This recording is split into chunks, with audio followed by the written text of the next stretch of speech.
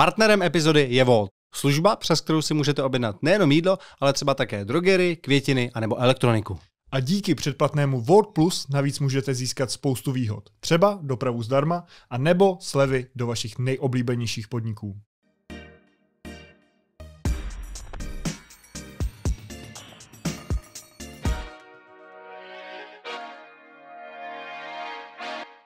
Dnešním hostem u kulatého stolu je filantrop, podnikatel a bývalý prezident Slovenské republiky Andrej Kiska. Dobrý den. Dobrý den. Dobrý den. Jaký si myslíte, že je ten důvod, že tolik mladých Slováků odchází do České republiky a nejenom odchází, ale vlastně tu i zůstává? A není to naopak, že by Češi odcházeli na Slovensko? Tak tých dôvodov je viacero. Môj syn tu žije, moje vnúčata sú tu, moja dcéra tu žila, moja švagrina tu žije, takže my to skutočne berieme, že neviem, či to nie viac ako 100 000 Slovákov len v Prahe. A tých dôvodov, hovorím, je viacero. Za prvé, čo je vo všeobecnosti známe, že úroveň mnohých vysokých škôl v Čechách je vyššia ako je na Slovensku. To znamená, my tu, Slováci tu veľmi radi chodia študovať a je logické, že pokiaľ vyštudujete v meste, zžijete sa s tým mestom, často si už vás tu podchytia firmy, tak tu aj ostanete pracovať. Máme aj na Slovensku niektoré špičkové univerzity, ale keď to porovnáte len, kto je ako umiestnený v rebríčku svetovom, tak Univerzita Karlova a podobne sú celkom niekde inde, kde je napríklad naša asi jedna z najlepších Univerzita Komenského. Hoci máme veterínu v Košiciach, ktorá je na svetovej úrovni, ale to je maličká škola. Takže to sú školy. Druhou je, že Slovensko je menšie a Bratislava je relatívne malá. Kdežto Praha je skutočne veľkomesto, je krásna a mnohé veľké firmy, ktoré pôsobia v tomto regióne, majú práve centrum tu. Takže aj môj synátor, keď skončil vysokú školu, tak on hovorí, oci, aby som sa rád vrátil na Slovensko. Mám Slovensko rád, Slovensko je nádherné, krásne, ale keď chcem robiť v dobrej firme, vyštudoval som dobrú vysokú školu, tak to miesto mám v Prahe. Takže prišiel do Prahy. To je taká tá druhá možnosť. No pravda, že tie platové podmienky a ten záujem o prácu je mnohokrát tu vyšší, ako je na Slovensku. Takže, a keďže my sa tu cítime ako doma, absolútne ako doma, takže je to také logické, že keď vám niekto ponúkne ísť žiť do Prahy, tak máte pocit, že ani kvázi neodchádzate z domu alebo z domovskej krajiny. Není tam tá jazyková bariéra? Nie je jazyková bariéra, to je veľká výhoda. Takže máme k sebe nesmierne blízko, kultúrne, všetkým, takže my to tak berieme, že ani vlastne kvázi, je to iné ako ísť niekde, neviem, do Rakúska, alebo do Nemecka, alebo do Anglicka, tak to Česko je také pre nás normálne. Vy sám, že jste na začátku vaší kariéry odjel do Ameriky a pak jste se po roce a půl vrátil. Proč jste se vracel? Respektive měl jste v plánu žít v té Americe? Vlastně áno, my sme vtedy s manželkou spravili dohodu, že ja vyskúšam odcestovať do Spojených štátov a vyskúšame emigrovať. Vtedy už sme mali toho syna Andreja, dcera Natálka bola v brúšku a obaja s manželkou sme mali pocit, že to vtedy ešte Československo, že vôbec nebude také ružové, ako nám to mnohí ospevovali, že za 10 rokov budeme druhým Švajčiarskom a tak, že sa to tak nestane, tak ono sa aj nestalo. Ale bolo to obdobie také ťažké. A preto sme povedali, prečo nie dať šancu aj vyskúšať ísť vonku. Takže išiel som do Ameriky, rok a pol som robil gastarbajtera, umýval dlášky za $4 za hodinu, robil 100 hodín týždenne, strávil tam rok a pol. Stavali ste domy? Stavali sme domy, boli sme v takej malej miestnosti, sme spali 5 Slováci, kde nemali sme klímu v New Jersey pod strechou. V noci som sa spotený zobudzal a na nahom tele som si zabíjal šváby. Doma sa mi medzičasom narodila dcéra. Raz za týždeň sme si zavolali, som zavolal domov, štedrý večer, všetko. Človek si poplakal. Skúšal som nájsť tú prácu ako inžinier, ale ako nikto nemalo inžiniera z bývalého socialistického bloku záujem. Takže potom roku a pol tejto driny a všetkého som povedal, dosť americký sen asi pre mňa nie je. Idem ja len pekne domov. Takže po roku a pol som sa vrátil. Prvýkrát v živote uvidel moju dcéru, ktorá už mala viac ako rok. Všetci, ktorí máte malé deti, tak viete, aké to muselo byť bolestivé. Senátora som po roku a pol videl, no a ešte na dôvážok sa mi podarilo zle zainvestovať peniaze, ktoré som tam zarobil, skoro všetky peniaze som prišiel, takže mal som 29 rokov, bez práce, bez peňazí, bol som doma s 2 malými deťmi. A kdyby jste byl znova v tom věku, jako jste byl tenkrát, kdy jste se rozhodoval právě třeba jestli emigrovat nebo ne, akorát to by byla dnešní doba, ta dnešní politická situace, dnešní otevřený svět. Přemýšlel jste nad tím, kam byste se vydal, jestli byste zůstal na Slovensku, nebo byste stejně tak, jako jsme se teď bavili o těch mladých, šel do Česka nebo do nějaké úplně jiné země? Veľa sa teraz na Slovensku filozofovalo o tom, po prezidentských voľbách zase vznikla taká vlna, že to idem prejsť z toho Slovenska. A boli aj také názory psychológov, ktorí sa veľmi tomu venujú tejto téme a podľa mňa majú pravdu, keď hovoria v tom, že nie je dobré utekať pred niečím, ale ísť za niečím. Môj senátor tu prišiel, lebo tu boli veľké firmy, ktoré ho zamestnali. Moja dcera presne takisto, bola tu firma, ktorá chcela mať v Prahe office a poverila otvorením office. Keď idete za niečím, ale keď utekáte pred niečím, tak mnohokrát to nenájdete, lebo viete, aj naše krajiny sa hýbu v sinusoidách. Nikto nevie, kto v Čechách bude premiérom za chvíľku. Teraz máte výborného prezidenta, ale tiež nikto nevie, čo bude a môžete sa aj tu tak škrabať za ušami, ako my sa teraz škrabeme na Slovensku, že wow, a čo teraz s tým? Takže ja by som určite neutekal pred niečím, ale ak by som išiel, tak by som išiel za niečím. Vy jste zmínil ty důvody, proč Slováci chodí do České republiky. Co se s tím teďka dělá? Co se Slovensko snaží změnit, aby za pár let to tak nebylo? Aby vlastně ti nejvíce talentovaní zůstávali na Slovensku? Tak pravda, že to je zmena hlavne tej, by som povedal, tej klímy ako takej podnikateľskej, aby tie firmy mali tie pobočky. A ja to nevnímam, by som povedal, my sme v Európskej únii, sme v takom jednotnom priestore. Takže či ja dnes si poviem, že budem žiť v Budapešti, alebo v Prahe, alebo vo Varšave, tak teoreticky je to jedno. Pravda, že nám chýbajú lekári, naši lekári sú u vás, vaši sú zase v Nemecku a tak ten kolotoč nejak, tak nejak beží. Takže je to o tom nastavovaní hlavne čo ja myslím, že čo chýba na Slovensku je, vy v Čechách máte podstatne viacej úspešných česky vlastnených firiem stredného rozsahu, ktoré veľmi tu vytvárajú veľmi dobré prostredie z pohľadu, ak ste majiteľom firmy, ktorá je česká, tak celé know-how je z Čiech a zamestnávate tu tých najlepších ľudí. My na Slovensku sa hrdíme tým, že máme najväčšie všetky automobilky a vyrábame obrovské množstvo aut. Ale každá tá automobilka má to centrum svojej, to know-how a všetky tie mozgy sú v tej centrále tej firmy niekde vo Francúzsku, v Nemecku alebo niekde. Tí nie sú na Slovensku. Takže tam je tá montovna, jak sa říká. Presne tak. Ona síce platí dobre tých ľudí, neplatí zle, ale je to montovňa. Presne tak, ako ste to nazvali. Takže my potrebujeme vytvárať podmienky aj pre slovenských podnikateľov, aby sa chytili, aby proste vytvárali sa tieto miesta. No a o školstve nebudem hovoriť. Školstvo je absolútny základ a napriek mnohým snám, žiaľ, ako keby sme nepochopili, že aké máme školstvo, tak taká bude budúcnosť krajiny. Co vidíte, že může Slovensko nabídnout mladým Čechům, aby tam třeba šli? Čím by je mohlo nalákat? Tak my do Popradu zásadne lákame Tatrami. To mi přijde, že je pokaždé, vždycky Tatry. Tak ja som z Popradu, ja som prišiel z Popradu. A tam vždycky, když nějaký Čech vyrazí, tak se, tam vždycky, když nějaký Čech vyrazí, jak se ztratí, nebo spadne. No tak áno, je to tak pravda, že úmrtí a úrazov v našich Tatrách je často spôsobené českými turistami, no ale sme radi, že chodíte a máme vás tam radi.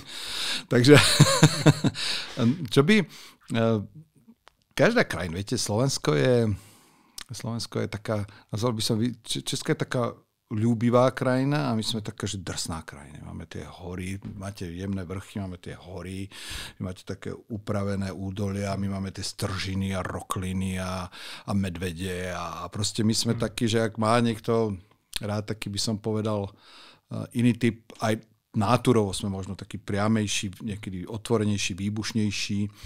Ak niekto má rád takúto prírodu, ak má rád niekto takýto trošku prístup, tak je to určite to, ale mladých talentovaných priláka určite každý mladý človek, keď teda ho neprilákame tými Tatrami, tak chce pôsobiť v dobrej firme, kde môže rásť a kde môže uplatniť svoj talent.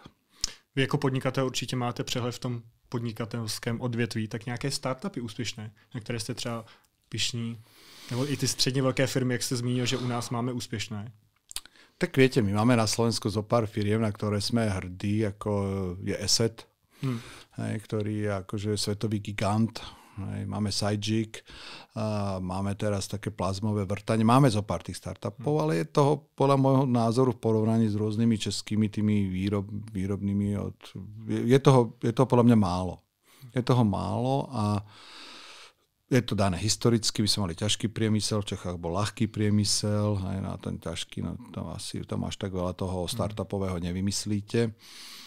Podporovať, dávať šancu mladým, dávať podmienky a často niekedy paradoxne, keď mali tak bola vo Viedni, bola taká konferencia startupov, kde boli najlepší startupisti z celého sveta a ja som s nimi potom absolvoval do obed v Bratislave. Som sa ich pýtal, tak čo spraviť, aby ste prišli ku nám?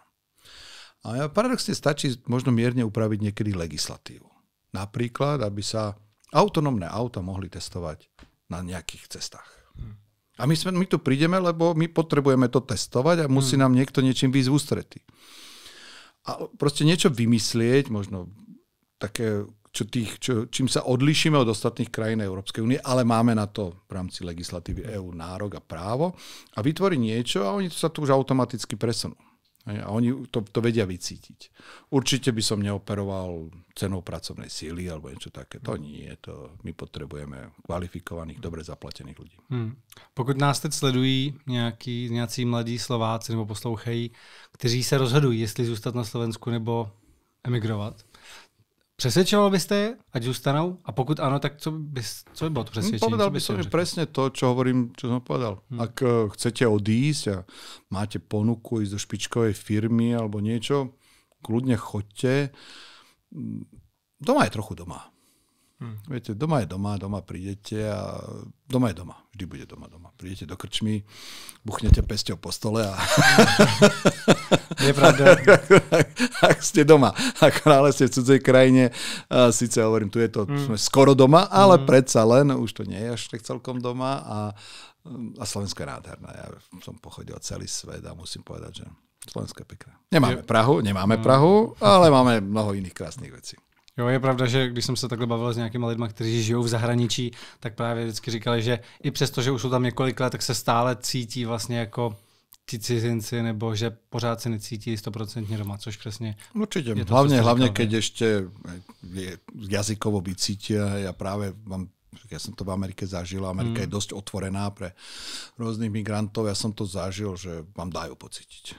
A ty nie si od nás. No a na druhou přesně, jak jste říkal, že nechtěli úplně vás třeba zaměstnat tam, kde vy jste chtěl, no, tak protože prostě zase východ a tak dále. Ale tak to bolo možno aj opodstatnené tie obavy, že či sme ovládali tie technológie v tom čase, ktorý oni potrebovali a tak dále. No, takže. Jasně.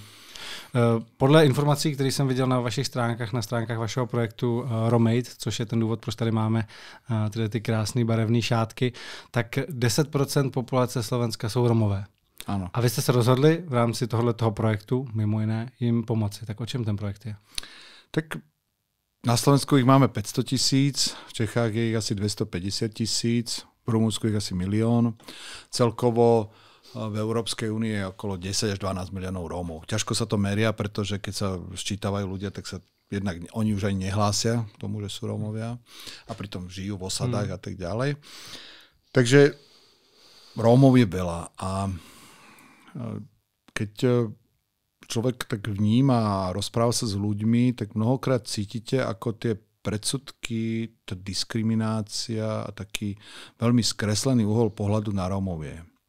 Podľa štatistik z Českej republiky 63% ľudí vníma súžitie s Rómami ako nedobré a 15% ako veľmi zlé. A mnohokrát... V Česku. To sú české čísla. A mnohokrát títo ľudia pomaly ani Róma nestretli, ani ho v dedine, ani v meste nemajú, ale dozvedajú sa správy z médií a ono sa veľmi ľahko, keď máte inú farbu pleti alebo iné náboženstvo, tak vás veľmi ľahko sa potom identifikovať a to ten cigán spravil. Od tí cigáni. A je to veľmi smutné, pretože potom sa deje to, že mám kamarátku vysokoškolsky vzdelanú Rómku, ktorá rozpráva 3 svetovými jazykmi, ale vyzerá ako Rómka typická. Keď vojde do obchodu, tak za ňou chodí SBS-ka a nutí ju otvárať tašku, či niečo neukradla. Čiže tie predsudky sú obrovské. Ja som bol na Spišskom hrade a som vedel takých 2 rómskych chlapčekov za ruku, lebo sme tam pomáhali s jednou adopciou, tak som tak s nimi prechádzal po hrade a to by ste si nevedeli predstaviť, aké pohľady na mňa boli. Čo? On vedie cigánov za ruky?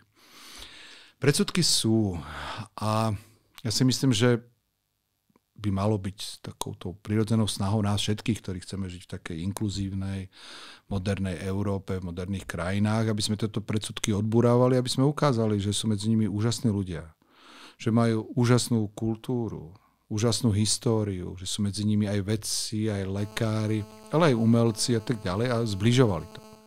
Takže my sme sa rozhodli vytvoriť taký projekt, kde vlastne rómski módni návrhári dávajú takú svoju dušu, také svoje pocity práve na tieto šátky, ktoré ukazujeme ľuďom, chceme, aby si ich kúpili, aby vlastne tým, že si ju kúpia, aby sami aj nielen si kúpili nádhernú vec, ale aby aj ukázali, že chcú žiť v takejto modernej a inkluzívnej krajine.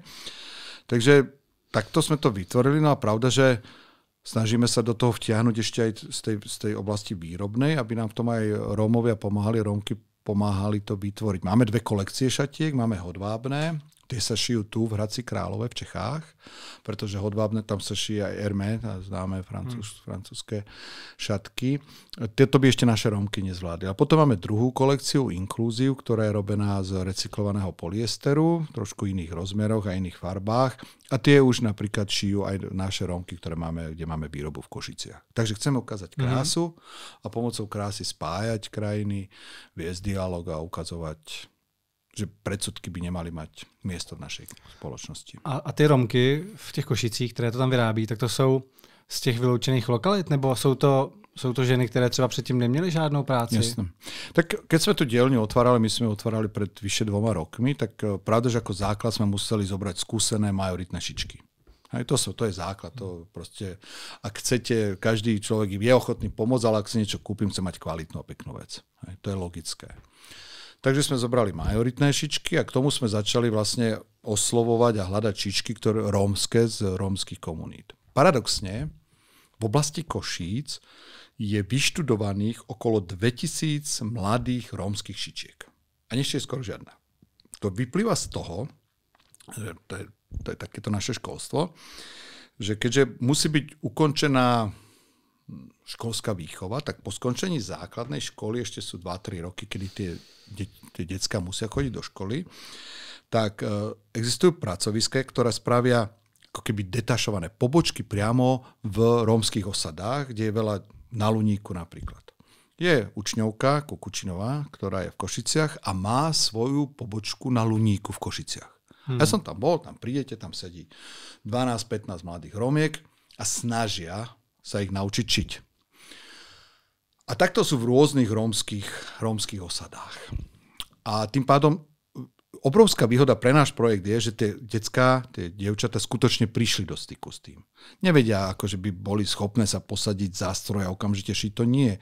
Ale tie, ktoré chcú pracovať a majú túto skúsenosť, tak pre nich okamžite sme boli pripravení pomôcť. Takže sme spravili prvý nábor, oslovili sme ich 17, oslovili sme stredné školy, koho nám doporučia, starostov sme nejakých oslovili, aby nám doporučili. 17 z toho nám nastúpilo do projektu 5, s ktorými sme začali pracovať, tréningy a tak ďalej. Nesmierne dôležitý je mentoring, pretože ako náhle zoberiete Rómku, mladú kočku z tejto osady, kde pomaly nikto nerobí, kde nie sú pracovné návyky, tak treba tomu človeku, ktorý chce pracovať, treba mu pomôcť. Lebo on proste nevie. On nám aj nedôverujú, Rómovia nám tak ako my, mnohokrát majorita im nedôverujú, tak presne rovnako nedôverujú ani oni nám. Nevedia, ich nechceme okradnúť, niečo spraviť zlé. Takže treba vytvoriť veľmi kvalitný taký mentorský projekt, pretože ja poviem také pikošky. Máme takú Vlastu sme mali, ktorú som prijímal do práce a jeden deň Vlasta neprišla. Tak majstrová mi volá, neprišla, pán Kiska, neprišla do práce. Volám, Vlasti, kde ste?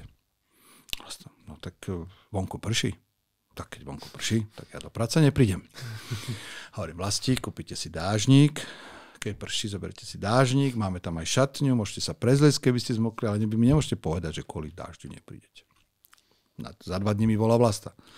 Ona ma oslovoval vedúci. Tak majstrova chce, aby som strihala látky, ale ja chcem šiť. Ja som to prišla šiť, ja nebudem strihať látky. To tak nefunguje. Majstrova presne vie, čo treba v daný moment spraviť. Do roboty často prišli veľmi hladní. Dali sme na stôl banány, aby aspoň niečo zjedli. Aj šikovné ženy z majority majú problém 8 hodín v kuse šiť. To je ťažká práca. To je normálne, že drína. A teraz si predstavte, že nikdy ste poriadne nerobili, chcete začať, takže potrebujú pomoc. Ale je mnoho podnikov aj u nás na východe Slovenska, ktoré, keď sa tomuto poctivo venujú, tak práve z týchto a rómskych pracovníkov vznikli jedni z najloajálnejších a najlepších ľudí. Treba mať veľkú trpezlivosť, veľkú pokoru, vedieť, že nie so všetkými to vyjde, ale treba im dávať šancu. Jak jste zmiňoval ty předsudky, třeba vůči vaší známé, jak přijde do obchodu, pověsí se na ní ochranka, tak to určitě předsudky jsou, ale vlastně někdy je to možná jako těžké vyčítat, když ten člověk má negativní zkušenosti. Pokud ta ochranka měla, že z posledních 10 loupeží bylo 8 Romů, tak chápu, že už vychází z nějaké zkušenosti. Příklad, vy jste říkal, že často v jiném rozhovoru Romové mají problém sehnat práci, že přijdou na pracovní pohovor, když už je tam teda pozvou a pak je nepřijmou, protože už mají třeba tu špatnou zkušenost, že předtím nějaké Romy zaměstnali a oni do té práce nechodí, přesně začalo pršet, nepřišli a takhle. Že to vlastně několik těch Romů z té komunity pak kazí jméno i těm, kteří by chtěli pracovat, chovat se slušne. Áno, ale to je presne ten problém, preto sa to volá diskriminácia, že ako náhle, lebo viete, aj u nás v majorite sú ľudia, ktorí nechcú robiť a nebudú robiť, ktorí kradnú, ktorí pijú a tak ďalej, takých máte. Ale keď sa to niekde stane v obchode, tak sa napíše 25-ročná žena, 25-ročný muž, stalo sa to a to. Ale ako náhle tam je to Róm a príde tam kamera, všetci, aha, cigán, vidíš, to zase ten cigán, to tí cigáni sú všetci takí. Teď už mi přijde médiích, že sa to spíš nepíše. No, u nás sa to, ešte sa to deje, deje sa to a keď nie, tak to na tej kamere vidíte a na tých sociálnych sieťach sa to hneď, oni si to už vedia rozhodiť, ktorí sa túto tému radi podkurujú, takže to sa stane. Takže dôležité je, pretože je medzi nimi neprispôsobivá časť obyvateľstva. To je a všetci o to vieme a tam normálne zákony všetko musí platiť. Ale potom kvôli nejakému percentu neprispôsobivých, aby sme všetkých Romov od vysokoškolákov, od všetkých hádzali do jedného vreca, je proste čo by v dnešnom svete nemalo byť. Na Slovensku prebehol taký test pred pár rokmi, taká nízka organizácia, keď bolo voľné miesto do práce, tak poslalo dva životopisy. Na jednom bolo normálne, presne rovnaké vzdelanie bolo na oboch. Len na jednom bolo slovenské meno a na jednom bolo rómske meno, také Hangur Badža, alebo neviem čokoľvek. Bolo také, že echt rómske meno. A poslali poštou ako životopis. Tak keď tam bolo to rómske meno, pravdepodobnosť, že bol pozvaný na pracovný pohovor, klesla o 70%. Len kvôli menu. A to sú inzeráty, Rómovia nevolať na inzerátoch do práce. To býva. To sa na Slovensku v tých malých médiách dokážete nájsť.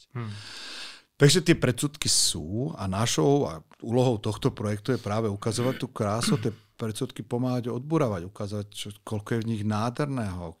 Podľa mňa niekedy tým Rómom aj trošku aj tak závidíme, ako dokážu možno niekedy žiť pre prítomnosť, dokážu sa tešiť. Oni sú nesmierne rodinne súdržní. Ich živel, ich temperament. Som bol pred rokom a pol na rómskej svadbe v Batizovciach kúsok u nás, kde bolo 200 Rómov.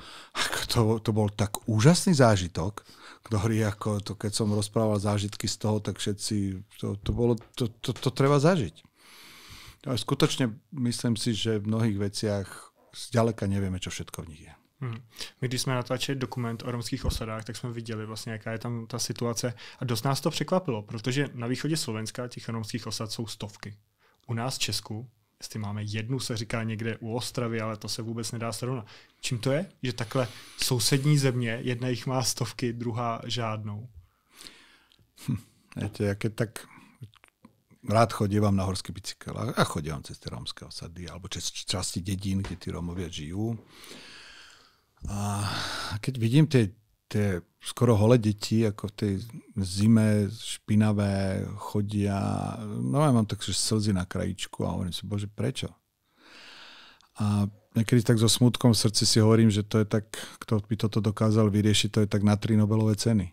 Lebo to máte od vzdelania, segregácia, vzdelanie, koľko my máme cez zamestnanosť. Iba 17% rómskych žien je zamestnaných. Cez úmrtnosť detí, cez bývanie. Tých problémov je tak veľa. Ale to nie, že vzniklo pred 5 rokmi. To už za socializmu. Ja si pamätám, že za socializmu skúšali riešiť. Pamätám, my sme dostali byt ešte s manželkou, keď som mal tých rádovo tých 30 rokov. A dostali sme byt a dole do paneláku, aby ich nejak naučili, tak dali jednu rodinu rómsku. Do každého paneláku dávali, lebo sa to snažili nejak pomôcť. Byl ABC, sídlište, armáda, bezpečnosť. No, ale potom aj v Poprade dali jednu takú bytovku a žiaľ, keď Rómovia si dokážu veľmi vážiť veci, ale nesmú byť zadarmo. Musia k tomu niečím prispieť. Ak dáte niečo zadarmo, tak zadarmo prišlo, zadarmo odišlo. Tak to platí obecně asi u všech, asi i u té majoritní společnosti. Možno. Protože čokoliv člověk dostane zadarmo, tak si toho tolik neváží. Ale keď si zoberiete, máme na Slovensku spisky Hrhov, kde bolo relatívne veľa Rómov a starosta Vlado Ledecký, môj dobrý priateľ, sa neskôr stal, tak on znížil tú nezamestnanosť na nulu. Vytvoril sociálny podnik. Proste od tých Rómov zomrel Róm, a hovorí, ja ti ho nepochovám na cintoríne, keď nezačneš platiť dane, kým nebudeš toto. Proste on vedel s nimi trošku aj pritvrdiť, ale skutočne dnes tej dediny, on sa dostal na titulku Washington Post. Ako dokázal v obci svojím a so svojimi kolegmi vytvoriť podniky, naučili ich pracovať, začali stavať domy. Oni už všetci stavajú domy, kdekade, už tam v Spiskom Hrove nemá kto stavať domy, lebo sa to tak naučili. Poctivá, trpezlivá, mravenčia práca na mnohých frontoch a potom sa to dokáže pohnúť. Takže očividně je nějaké řešení, které funguje na nějakých lokálních místech. Áno. Ale jak to, že to nelze teda globalizovať? No presne, logicky nás, ako špeciálne vás, ako mladých ľudí, CTRL a idem, nie? Aký problém, nie? Ale to tak nejde. S tým vládom, však my sme spolu toho veľa o tých Róm aj pri tomto projekte mi pomáhal, ako sme analyzovali, filozofovali. To tak nefunguje. Jednak tie osady sú rôzne. Vojdete do jednej osady a máte úžasných, milých ľudí, kde sa skutočne snažia a vojdete do druhej a aj ja mám strach. Proste neprispôsobivý, toluen, alkohol, všetko zlé. A vojdete do ďalšej a zase celkom iný, milý, ústretový, môžete si s nimi sadnúť, dali by vám svoje posledné, čo majú. Mám taký pekný príklad, že sa to dá z Batizoviec. Batizovce je dedina, kúsoček od Popradu pod Tatrami. Ja som tam bol prvýkrát asi pred 18 rokmi. Bol tam taký malý chlapček, ktorý mal rakovinu a my už sme vtedy založili Dobrého aniela, už sme pomáhali. Tak som prišiel pozrieť tú rodinu a stretol som sa, bolo to 5 bratov, žili presne taký ten vyrágrovaný panelák a vonku postavané tie chyšky, tí bratia mali. Otec, ktorý býval v tom byte, odtiaľ mali ponaťahovanú elektriku, vodu si nosili od neho nejak, záchod vonku a tak ďalej a tak ďalej. Ale boli to veľmi príjemní ľudia, ktorí skutočne sa chceli so mnou podeliť o svoje posledné a videli, že chcem pomôcť. A pamätám, že pred tými rokmi, keď som prišiel domov a vypil som s nimi tú vodku a zjedol som tie reznie a posedel tak 2,5 hodiny a prišiel som domov, tak manželka mi hovorí, Andrej, prosím ťa, vieš, ako smrdíš? Okamžite sa zobleč, tu sa zobleč ešte v chodbe, daj všetky veci prať a choď do sprchy. A prečo tento prípad hovorím, že bol som tam pred rádovo 4 rokmi, chodil som tam a pred 4 rokmi som ušiel, bol postavený, stále v osade, ale postavený dom. V ňom teplá voda, krásna kuchyňa, voňalo to tam všetko. A viete vďaka čomu? Vďaka tomu, že v tých Batizovciach sa našiel človek, ktorý dal dôveru týmto ľuďom a zamestnal ich. A oni by dali za neho posledné a oni pracujú. Jasné, že majú trošku mierne odlišnú možno mentalitu, ale nesmierne pracovitým. A ja som prišiel domov a manželka hovorí, počúvaj, máš nejak pomaly slzy šťastia. Hovorím, tam som videl za rádovo 14 rokov, ale že zmenu, že obrovskú, kde som vošiel predtým, ak som popísal, som smrdel. A prišiel som asi, wow, pomaly krajšia kuchyňa, ako máme my doma. Úžasné. A dá sa to. Treba, ale s tými, ktorí chcú, musia to chcieť. Musia to chcieť. Často práve ženy s deťmi sú tie, ktoré dokážu, chcú pracovať, lebo oni chcú pre tie deti iné. Ale tam boli aj tí muži. Oni chceli pracovať, chcú pracovať, dať šancu a pracovať. Ale je to ťažká cesta. No, vy jste podle mě zmínil i důležitou věc, že na několika úrovních, protože co my jsme tam třeba viděli, tak to bylo, že ty děti šly do té školy, tam se učili i ty hygienické návyky. Teď přišli domů a najednou od těch rodičů byl úplný opak. Oni jim dávali ten toulen. My jsme se jich tam ptali, kde si to jako získal někdo. Jasně, koupil to v drogerii, když byl starší, a ty malí to získávali od těch starších, od rodičů. Což mi pak přijde, že vlastně, když půl dne jsou ve škole, kdy se snaží něco naučit a pak přijdou za těma rodičema, kde vidějí úplný opak, že ta škola pak trošku... Ta škola je nevychová, ona ani nemá vychovávat, ale vlastně v tomhle případě by měla vlastně možná nějaký tím příkladem, aby se tam... Ale ta škola není jako posledních pár let, že? Prostě povinná základní docházka je už strašně dlouhou dobu. To znamená, že i ty rodiče museli do té školy chodit. Tak ono, sú veľmi dobre fungujúce krízové centrá. Máte v tých osadách, sa vybuduje centra, na to sú mali peniaze, je tam tá tendencia tie decká po tej škole dostať. Veľmi úspešne funguje napríklad v niektorých osadách cirkev. Farári, reholné sestry, ktoré pre tie decká organizujú, skutočne pracujú s nimi. Tie príklady sú, ale myslím si, že na to, aby došlo k tým zásadným zmenám, by bolo nesmierne dôležité, aby si tí, ktorí majú v rukách peniaze a všetky tieto prostriedky, to znamená politici, si uvedomili, nakoľko dôležitá je táto téma.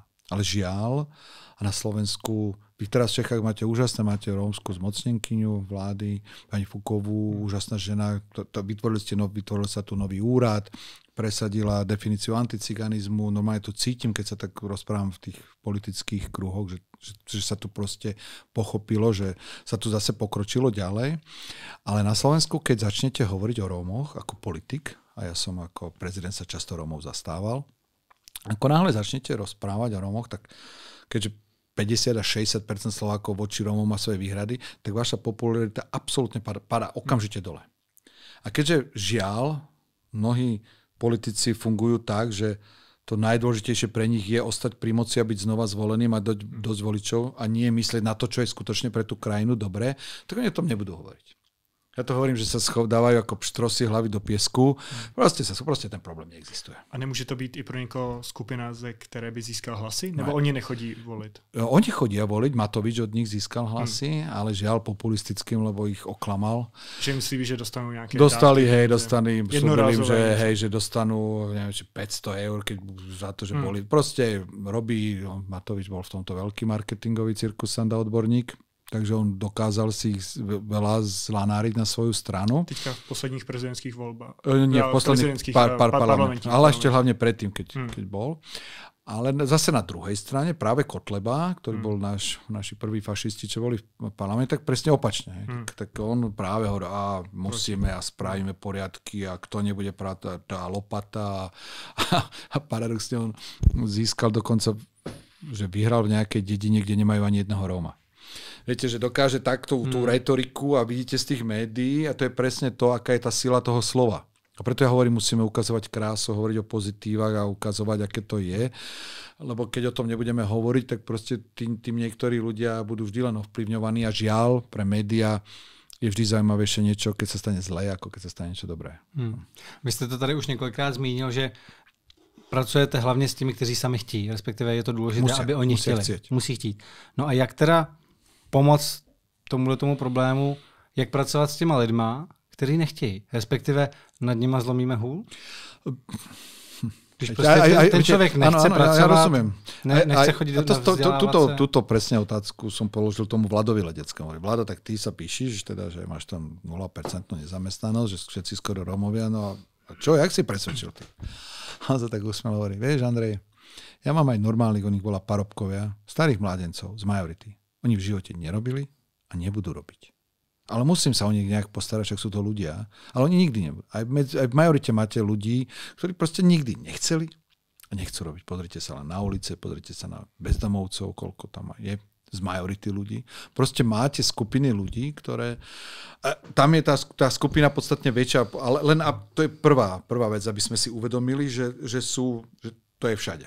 To je naprieč spoločnosťou, ale tým, že tá Vlasta, tam, kde ona je, tam, keď som tam bol u nej, v tej Čani, na tej uličke, čo tam bolo asi 150, tak tam nepracoval ani jeden. A teraz, keď tam nemáte tie vzory, a teraz si predstavte, že vy musíte o 6 ráno vstať, aby ste chytili autobus, šli dať do Košíc, potom prídete proste a všetci na vás pozerajú pomaly ako na blázna. Ty prečo chodíš do roboty? Na Vlaste bolo práve to pekné, že má malého synčeka a ona povedala, ja chcem, aby môj synček stadiaľ odišiel, aby tu nežil v tejto biede. Ona videla tie blchy, ten smrad, to blato, proste to tam je zlé. Keď som ju bol pozrieť, tak a teraz akože bolo to dosť, bolo také, že naplač. Ale najväčšiu to dojatie som, keď som stadiaľ odišiel, tak mi napísala SMS-ku, veľmi sa hanbím za to, čo ste videli. Oni to vedia, že by to malo byť inak.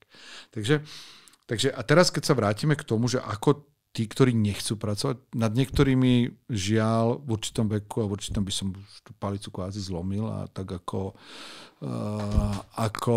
to riešime s majoritou, nachádzal prostriedky, ako s tými ľuďmi kvázi žiť. A potom sú dôležité tie príklady a tá práca, hlavne s tými mladšími, ktorí ešte tú šancu majú, s ktorými sa to dá. Ale hovorím, najčastejšie, čo som tak zachytil, mali sme, aj v Prešove som mal také pohovory, tam je taký Tehelňa sa to volá, tam je myslím 2000 Rómov.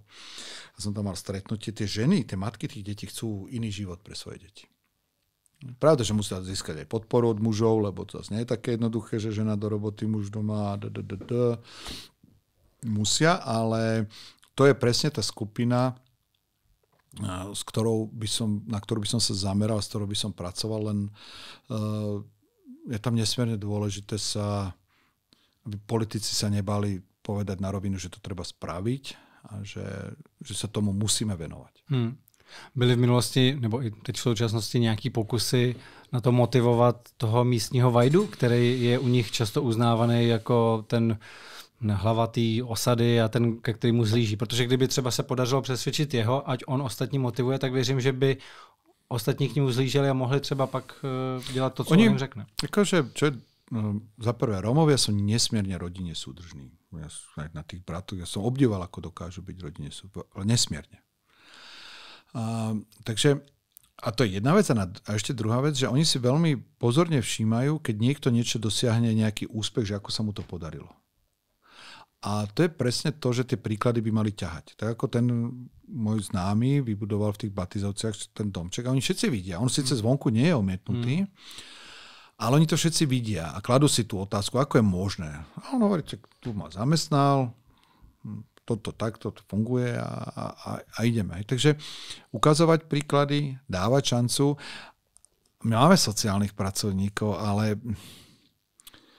Proč já jsem to říkal? Protože my, když jsme byli třeba v osadě Svinia, tak tam jsme se bavili s Vajdou, který sám vlastně na kameru nám říkal, škola není pro nás zajímavá, já prostě jsem se nikdy ve škole nic nenaučil a vlastně ani mě to nezajímá, protože to jsou prostě blbosti, co se tam učí. Nevěřím bílým a nebudu chodit pracovat. Tohle to nám prostě říkal. A tím pádem si říkám, pokud tohle je opravdu jako Vajda, ten jejich nejchytřejší, nejpovolanější, nejvíc postavený, tak je jasný, že pokud oni k němu zhlíží, tak vlastně ta motivace tam bude nulová pro ně. Áno, ale nemyslím si, že niekto z nás troch by toho Vajdu zmenil. Takže tam, keby som v úvodzovkách, tak skutočne sa tam treba zamerať na niekoho, kto si vie vytvoriť svoj názor a chce to robiť, chce žiť inak. Chce žiť inak a potom s tým človekom pracovať. Ale, ako som povedal, 3 Nobelové ceny, možno aj to je málo. No to je ono, to je pravda. Já vím, že Romate je hlavně dobročinný projekt, ale je tam nějaká vize toho, že by to byl ziskový projekt, že by se ukázal, pracuji takhle s Romy a podívejte se, jak se mi daří v podnikání. Dôležité, my celý projekt, je to filantropický projekt, je neziskový, ale snažíme sa ho vytvoriť ako seba udržateľný. To znamená, chceme, aby sa predajom šatiek sme mohli financovať prácu, podporovať aj rómskych umelcov, podporovať aj tie Rómky a vôbec otvárať túto tému a hovoriť o nej. Takže zatiaľ je tvrde financovaný len z mojich peňazí a pomohol nám ešte jeden fond, ktorý je práve na to vytvorený, na potváranie na tieto sociálne podniky. a veríme, že sa nám to rozbehne a že budeme môcť fungovať a ukázať túto krásu a že bude udržateľný. Vy s podobnými projekty máte zkušenosti, Dobrý anděl, to je jediná charita, na kterou já pravidelně a už několik let přispívám. A vždycky mě zajímalo, jak je možné, že Dobrý anděl dokáže rozdělit všechny ty příspěvky od lidí, protože je mi jasný, že tam je spousta nákladů. Musí se hledat ty rodiny, musí se to s nimi domlouvat, marketing, další věci. Ano.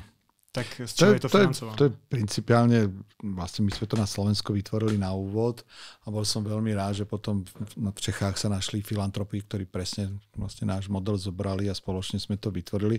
Na Slovensku, na to, aby sme to mohli spraviť, tak ja som dal 1 milión eur, čiže rádovo 25 miliónov českých korún som dal zo svojich peňazí a povedal som, toto sú peniaze na réžiu, na rozbeh, aby sme mohli každému jednému darcovi, ako ste vy, garantovať, že ak dá 100, 200, 300, 500 korún, nezoberie sa z toho ani halier a všetky tie peniaze tam pôjdu. Čiže ja som dal vlastné peniaze. Pravda, že tu v Čechách sme už vyzbierali nejakých 112 miliónov eur a prerozdelili na Slovensku nejakých 77 miliónov eur. Pravda, že za tie roky, na Slovensku už máme 18 rokov za sebou, a sa ten milión eur pomaly minul.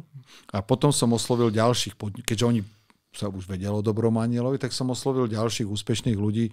Počúvajte, tak vidíte, že to robíme. Jo. Tak poďte aj vy mi pomôcť, staňte sa partnermi Dobrého anjela, tak to funguje v Čechách, staňte sa partnermi a poďte nám, rozumiete tomu, že máme nejaké náklady na réžiu, plus minus na Slovensku to vychádza okolo 6% v porovnaní k vyzbieraným a prerozdeleným peniazom. Tieto náklady sú tu, ale my chceme vždy darcom, normálnym ľuďom garantovať, že z toho nezoberieme ani halier, tak vy nám pomôžte financovať tú réžiu, aby sme mohli tým 100 000 ľuďom, ktorí nám pomáhajú, vždy garantovať, že ich peniaze budú prerozdelené do posledného haliera. Takže aj v Čechách, aj na Slovensku takíto ľudia sa našli, z nich sme spravili partnerov, ako keby spolumajiteľov, alebo ako to nazvať, Dobrého anjela. A tí nám pomáhajú takto financovať réžiu, aby sme to základné pravidlo do posledného haliera transparentně mohli dodržet. Takže to jsou vlastně dárci, kteří nedávají jenom třeba pro ty rodiny, ale i té ideje. Ano. Chápu. Teďka jsem viděl, že Dobrému andělu je 18 let minimálně ano, na Slovensku. Co se změnilo za ty roky? Viděl jsem, že teď bude nové logo, nebo že hledáte někoho, kdo vám udělá nové Chceli jsme ho inovovať, už jsme taky starodedouškoví z pohľadu toho, tak sme chceli vyskúšať, že či sa nenájde nejaká tvorivá duša, ktorá by nám vedela refreshnúť trošku. Čo sa zmenilo?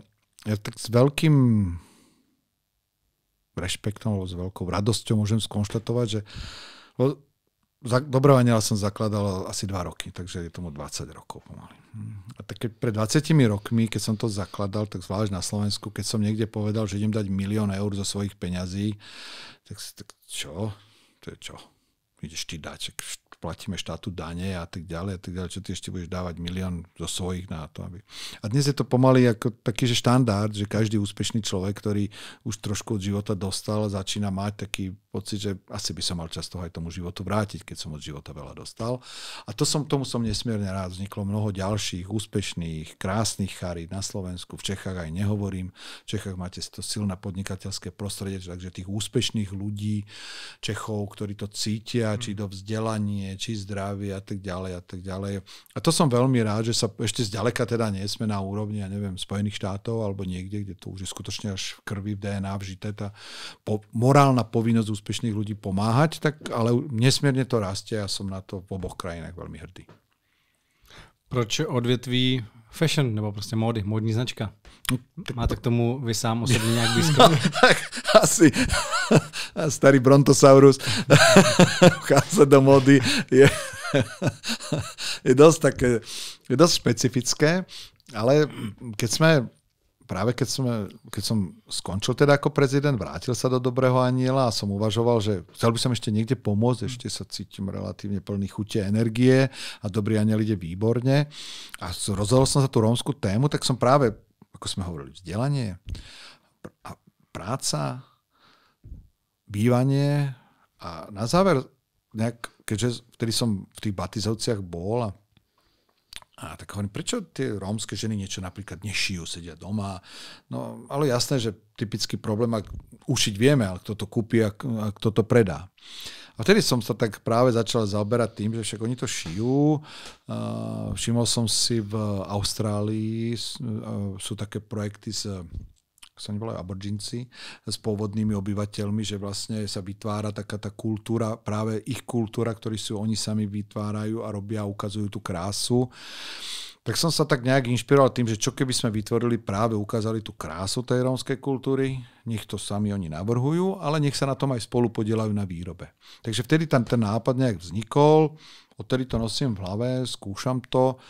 Na Slovensku tu sme trošku dlhšie, zatiaľ ešte veľa úspechov nemáme, takže uvidíme, ako to pôjde ďalej, ale chceme teraz hovorím, ideme na český trh, chystáme sa teraz potom na ďalšie trhy, ale prichádzame teraz celkom novým konceptom práve už len s týmito nádhernými šatkami a kde ich ukážem, všetci povedia, wow, to je krásne.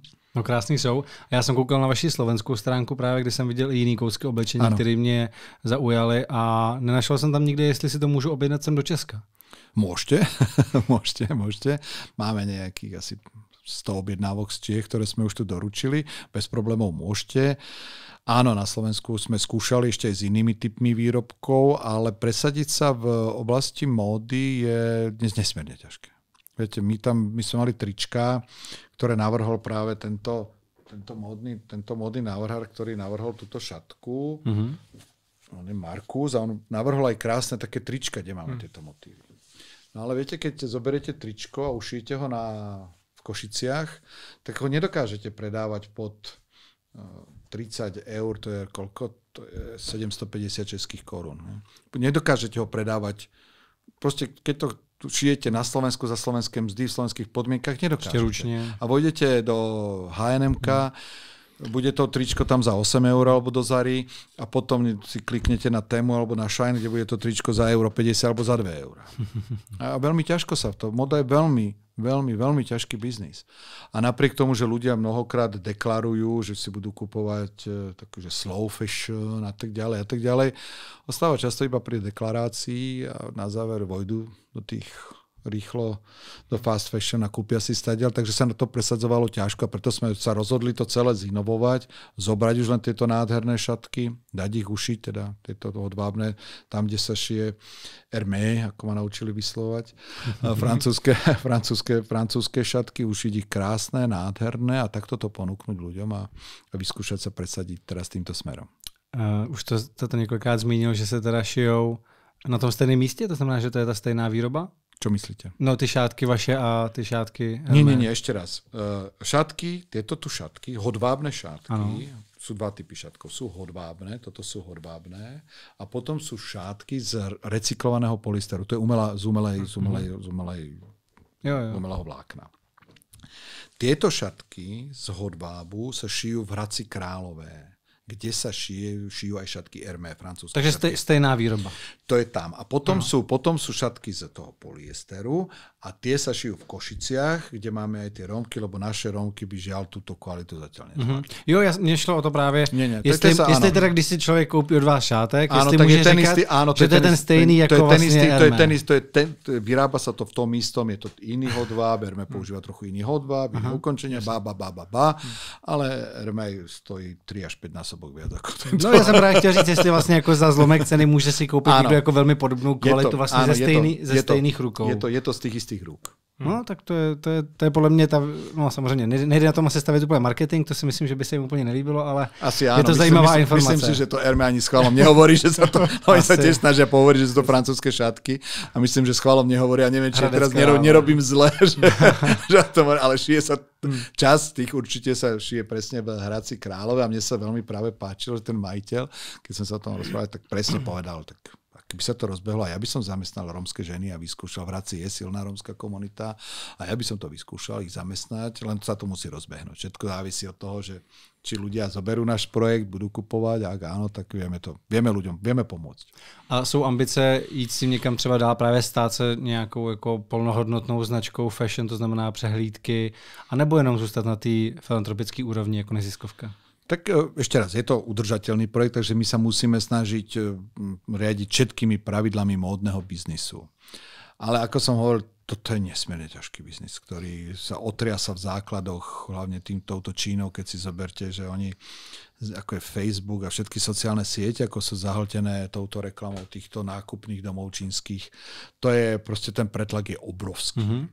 Takže my sa snažíme, pravda, že vychytiť si svoju takú malilinkú časť trhu v týchto šatkách, ktorých zase sú milióny krásnych šatiek. Aj v Čechách sa vyrábajú, ešte sú aj iní výrobcovia, sú krásne šatky, ale naše šatky vznikli nie preto, aby sme prinášali iné pekné výrobky, ktorých je milión, ale aby mali svoj príbeh, aby ľudia chápali, prečo ich tvoríme a prečo, keď ich kúpia, ako tomu dokážu pomôcť. Takže to je ten náš základný, by som povedal, čím sa snažíme odlíšiť alebo ukázať, alebo prečo by si ľudia v rámci tých všetkých nádherných miliónov výrobkov, ktoré sú v rámci módy, mohli práve zobrať tento náš výrobok. Takže snažíme sa, používame všetky tieto, dá sa povedať, nástroje. Chceme ísť, ako som spomínal, do ďalších trhov Európskej únie, keďže tých Rómov v Európskej únii je pomaly 12 miliónov, nie sme to len my, je toho viacej. Chceme, ale musíme sa rozbehnúť. Jeden z našich předchozích hostů byl Jan Černý, módní návrhář, který navrhoval nástupovou olympijskou kolekci českého týmu. Nemáte takové ambice do budoucna vy? Že by právě vaši návrháři? No tak jeden z našich návrhárov, pán Berky, ktorý tu žije v Prahe, oblieka napríklad prvú dámu. Takže my tam máme, akože aj títo návrhári sú veľmi uznávaní návrhári a veľmi talentovaní rómski návrhári, tak ako je Berky. Já jsem vás na začátku představil jako bývalého prezidenta, ale vlastně jsem mohl říct jenom prezident, protože ten titul vám zůstává. Je to také. Ne? Jaké jsou další benefity a možná i povinnosti, které jako ten bývalý prezident máte? Je tam renta nějaká pro prezidenta, policejní ochrana, třeba jako to je v Americe, že prezidenti i bývalí mají do konce života policejní ochranu? Áno, mám ako bývalý prezident ochranu, len na rozdiel od keď som bol aktívny prezident, mám právo reverzu. To znamená, mám právo podpísať revers, že si nevyžadujem ochranu, napríklad keď ideme s rodinou na dovolenku, keď sa niekde idem, tak normálne, ale musím podpísať revers. Takže Po každý musím podpísať revers, že teraz akceptujem riziko a vzdávám sa svojej ochrany. Já jsem dokonce našel, že když jste se stal prezidentem, tak jste také nechtěl ochranu, ale pak jste ji... Ale jasné, a manželka moja, ktorá mala nárok, absolútne odmietla, ale ona mala právo odmietnúť a odmietla. Ale to bol taký paradox, lebo viete, chodievali sme na dovolenky, ako prezident som chodieval na dovolenku, boli pamätne zabudnem, že sme boli v Španielsku a teraz predstavte si, že ležíte s manželkou a s deťmi a za vami si láhne 6 chlapov. Akože ja som to tak nejak bral, no ale predsa len manželky takéto veci nemajú rady a ona taká volá, vieš čo to je strašné. Ja hovorím, vieš čo, ty len buď rada, že ja nie som poľský prezident, lebo keby som bol poľský, tak ich tam leží 14. Takže Poliaci majú podstatne zvýšenejšiu ochranu, ako máme my, kvôli tomu, čo sa vtedy stalo. A je to aj väčšia krajina, takže oni majú podstatne, keď sme boli lyžovať na skalnatom plese s poľským prezidentom, tak keď sa pustil poľský, sme si išli spolu zalyžovať. To som nevedel, že sa nedá lyžovať s poľským prezidentom. Lebo keď sa pustil on, a on je výborný lyžiar, tak za ním sa pustilo asi 12 ochrankárov, ale hneď za ním, aby sa mu náhodou niečo nestalo. A viete, no nemôžete lyžovať, keď máte sa skoro pozabíjali chudáci. Ja som si vždy 5 minút počkal, kým tak kde zošli a potom som sa pustil. Tak je život. Takže to jsme zmínili tu rentu, policejní ochranu. Policajná ochrana, renta, to je všetko. Nič iné, žiadnu inú výhodu alebo niečo. A nějaká povinnost, že se musíte účastnit nějakých akcí jako ten bývalý prezident, že to je vyloženě ta povinnost? Povinnosť, nikto vám to prikázať nemôže, ale pravda, že zúčastňujem sa štátnych vyznamenaní. Teraz bolo 80. výročie Slovenského národného povstania, išiel som na ňo do Banskej Bystrice, takže sú určite štátne sviatky alebo udalosti, kde cítim ako povinnosť ísť, hoci sa možno stretávam s ľuďmi, s ktorými by som sa moc stretnúť nechcel, tak tam idem. No a co třeba naopak z druhé strany nějaké odpovědnost, za kterou by vám mohlo hrozit nějaké trestní stíhání? Třeba jestli jste pořád ještě pod nějakým, když to řeknu, NDAčkem, že nesmíte říct, vyzradit nějaké státní tajemství a třeba kdybyste ho vyzradil, tak by vám hrozilo trestní stíhání? Nemyslím si, že by bolo niečo o ničom takom neviem. A ja už nie som prezidentom 19, no koľko rokov? 5, 6, pomaly 6 rokov nie som prezidentom, takže odtedy sa všetko tak zmenilo, že ani si nemyslím, že by som mal akúkoľvek informáciu, ktorá by bola pre kohokoľvek zaujímavá. A dozvěděl jste se někdy vy o nějakém nebezpečí, co vám hrozilo, když teďka se řeší ty atentáty, ať už v Americe nebo na Slovensku? Nie. A veľmi som bol prekvapený, to, čo sa na Slovensku stalo. Slovensko, Česko, tieto krajiny patria medzi bezpečné krajiny, že nemáme tu typy možno pripravovaných útokov na nejakej väčšej úrovni, ale žiaľ, vždy sa nájdú takíto psychicky vyšinutí jednotlivci, ktorí takúto vec spravia. I v Americe už sa to dlouho nestalo předtím. No a však, ale si neviem, pred koľkými rokmi v Polsku zabili toho kandidátora na primátora niektorého z tých väčších miest, čo bol na tom počas politickej kampane. Takže tie veci sa stanú. V Japonsku sa to taky stalo nedávno. No, takže to sú veci, ktoré sa stanú a je aj veľmi ťažko sa proti tomu brániť, pretože títo osamelí vlci, ktorí s týmto samým švihne nejak si, keď si tú zbraň pozháňajú, alebo neviem, nožík, alebo čokoľvek, vtedy v Polsku to myslím bolo nožom ho zabil, tak proste to sa žiaľ môže stať. Ale ja som počas toho, ako ja som bol v úrade, žiadnu výstrahu o tom, že by mi niečo hrozilo, nemal. Nebolo to príjemné vchádzať medzi Kotlebovcov. Viete, to boli veľkí, takí 100-kiloví chlapi, holé hlavy, hrubé reťaze, viete, a vlastne niekade ma čakali, ale ja som dosť nemal problém aj medzi nimi vojsť, zase tak diskutovať. Myslíte, že to má význam? Tohle to je... Viete, že ich to prekvapilo. Viem, že som bol v nejakom mestečku na strednom Slovensku. Na gymnáziu som mal vystúpení a potom som išiel do nejakej, sa potreboval presunúť do nejakej auly a oni tam navozili autobusy. A ja tam prišla 200 Kotlebovcov alebo koľko. A teraz moji ochrankári, počúvajte, pán prezident, to sú títo, vieme vám previesť takto bokom. Tak akože hádam sa, nebudeme báť tu, však sme tu civilizovaný štát, tak pôjdeme. Tak som vyšiel vonku. No a pravda, že a už to a presne rómska problematika a tí cigáni a hento. Normálne som a zrazu, ale ma to veľmi prekvapilo, že keď som zrazu začal diskutovať a argumentovať, vždy sú nejakí, čo len pískajú na pišťalkách, ale tí tam zhodou okolností tam boli takí, že normálne sa pustili do diskusie a mal som pocit, že tú diskusiu som celkom dobre obstál. A bez problémov som prešiel, dokonca bolo niekde aj video potom z toho zverejnené a analyzovali novinári, že čo, ako, prečo, kto, prečo, za čo. A takže našťastie vtedy tam žiaden takéto problém nehrozil. Vy jste nastupoval do funkce, musel jste projít nějakým právě speciálním výcvikem třeba s tou ochrankou, jak se zachovat, kdyby náhodou se stal nějaký takový útok? Nie. Také tie základné informácie o tom, že pán prezident, teraz buďte opatrní, lebo tam sú nejakí opití chlapí, aj sa tam niekde, alebo keď som išiel niekde na pivo ako prezident, tak to bolo milé. Som išiel, to bolo najhoršie, čo som mohol ochrankárom spraviť, povedať, že viete čo, za pol hodiny mám stretnutie s kamarátmi na pive. To bolo najhoršie, čo som mohol spraviť. Keď som to povedal, že ráno, že večer idem na pivo, tak to bolo v poriadku a to bolo veľmi milé. Predstavte si krčmu a teraz tam sedí taký chlap a pije Pepsi-Colu. Vedľa sedí taký, že pár, muž a žena a pijú tiež len Pepsi-Colu v krčme, kde všetci pijú pivo. Ja som sa len pozrel, hneď som vedel, že sú to ochrankári, ktorí sú tam v civile oblečení a sú pripravení. A vy ste sám teda ani nevěděl třeba někdy, že kdo to je? Nie, to ani nemáte vedieť. Aha. To je nemáte. Já myslel, že jako vždycky přijedou třeba s váma. Nebo nie, tak vždy máte svojich máte vždy so sebou. Svojich máte vždy so sebou. Jo. Ale potom idete do, napríklad keď aj takto ako prezidenti alebo politici sa hýbu niekde, vždy sa snažia do toho davu byť niekde nepozorovane zapojení aj ďalší ochrancovia. Já si říkám, jak to funguje v praxi. Představím si tady nějakou hospodu v Praze, lokál třeba, který je jako non-stop plný.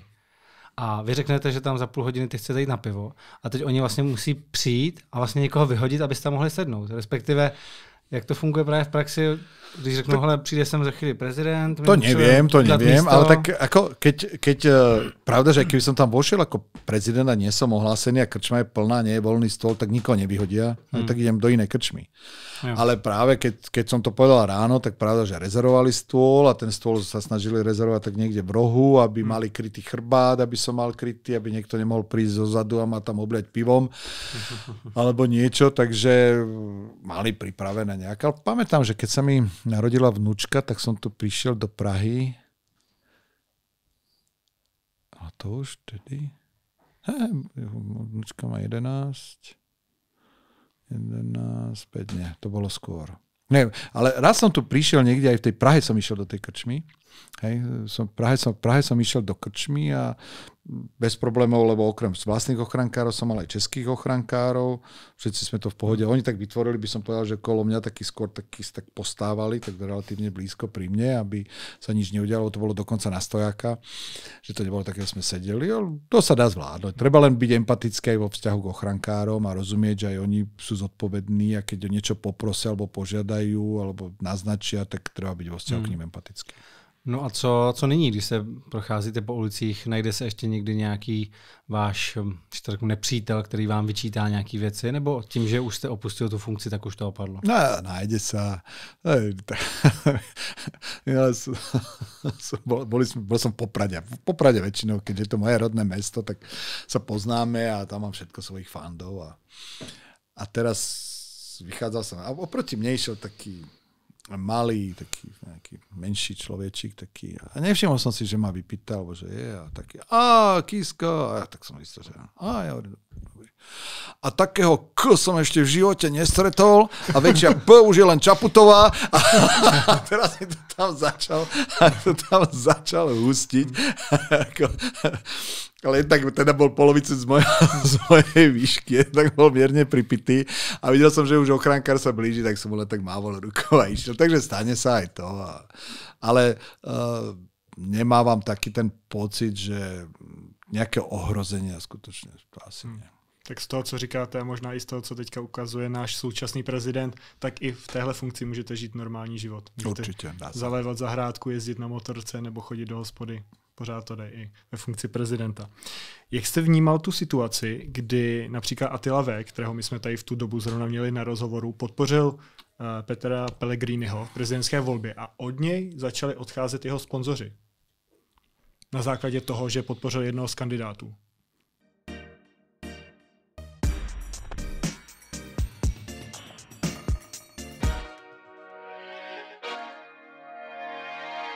Rusko je jasný agresor, zabíja nevinných ľudí, deti a tak ďalej. To bolo zaujímavé, lebo ja som sa potom snažil presvedčiť viacerých manažérov a takých ľudí, ktorí sú nesmierne schopní, talentovaní. Poďte do politiky, my tam sú takí lúzri niekedy, že to je proste strašné čosi. Na Slovensku zbytočne zomierali deti. Aká bola nesmierna korupcia, keď nám odmietli operovať nádor jednému chlapčekovi, to je profesor, kým nedostane 1000 eur úplatok. Jiří Mádl nazval Slovensko ruskou laboratoří. Myslíte si to také?